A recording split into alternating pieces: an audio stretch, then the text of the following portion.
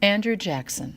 Andrew Jackson, 7th President of the United States, was the dominant actor in American politics between Thomas Jefferson and Abraham Lincoln.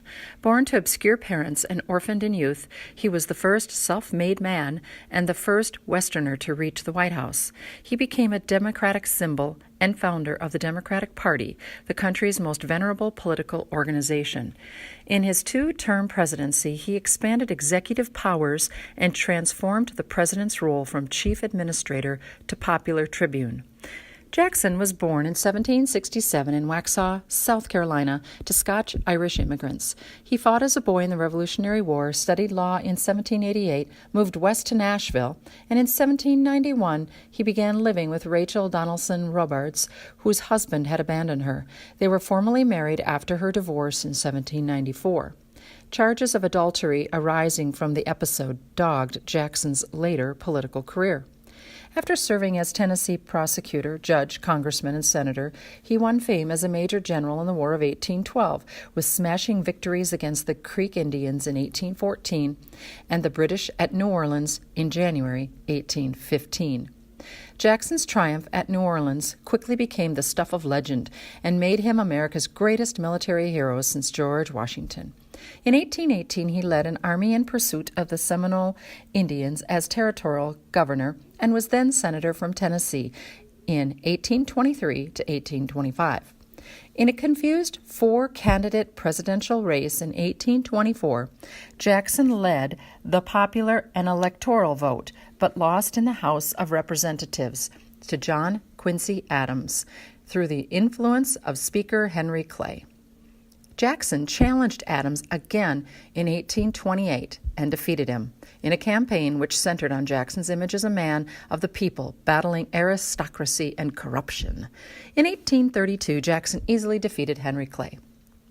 Jackson's presidency defined itself in two central episodes: the nullification crisis and the bank war. Jackson took office amid mounting sectional acrimony over the American System program of fostering economic development through transportation subsidies and through protective tariffs on imports to aid American manufacturers. Many Southerners believed these policies promoted Northern growth at their expense. Jackson curbed the American system by vetoing road and canal bills, beginning with the Maysville Road in 1830. However, in 1832, the state of South Carolina declared the existing tariff unconstitutional, null, and void. The state took steps to block tariff collections within its borders. Though he favored a lower tariff, Jackson acted quickly to uphold federal supremacy by force, if necessary. In a ringing proclamation, he declared the Union indivisible and branded nullification as treason. Congress reduced the tariff in 1833, diffusing the crisis. The Second Bank of the United States was a corporation chartered by Congress to provide a national paper currency and manage the government's finances. Like Thomas Jefferson, Jackson believed such a bank to be dangerous and unconstitutional. In 1832, he vetoed a bill to extend the bank's charter beyond its scheduled expiration in 1836. Jackson's veto message counterposed the virtuous plain people against the bank's privileged stockholders. The next year, Jackson moved the federal government's deposits from the bank to state chartered banks, triggering a brief financial panic and prompting the Senate to censure him in 1834.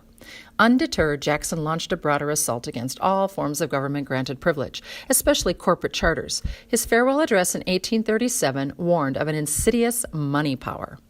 Jackson's bank war and its populistic, egalitarian rhetoric shaped the platform and rhetoric of his new Democratic Party. His policies also arguably helped trigger a financial panic in 1837, which deepened into a severe depression. By casting himself as the people's tribune against the moneyed elite and their tools in government, he introduced an endearing theme in American politics. He also carved out a stronger role for the presidency.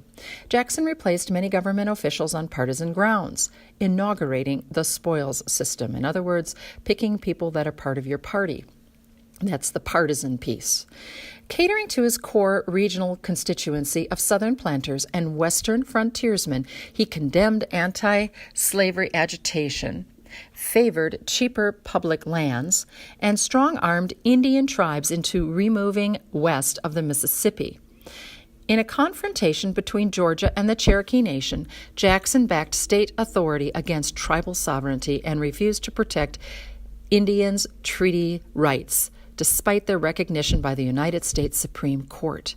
Jackson wielded executive powers vigorously, defying Congress, vetoing more bills than all his predecessors together, and frequently reshuffling his cabinet. Strong-willed and sharp-tempered, a fierce patriot and rabid partisan, Jackson was always controversial, both as a general and as president. His personalized disputes and demonized opponents. In a notorious episode, Jackson broke open his first cabinet and forced a rupture with Vice President John C. Calhoun by championing the charter of Peggy Eaton, the vivacious and controversial wife of the Secretary of War. Yet behind Jackson's towering rages often lay shrewd calculation of their political effects. Jackson secured the presidential succession in 1836 to his faithful lieutenant and second vice president, Martin Van Buren. He then retired to the Hermitage, his cotton plantation near Nashville, where he died in 1845.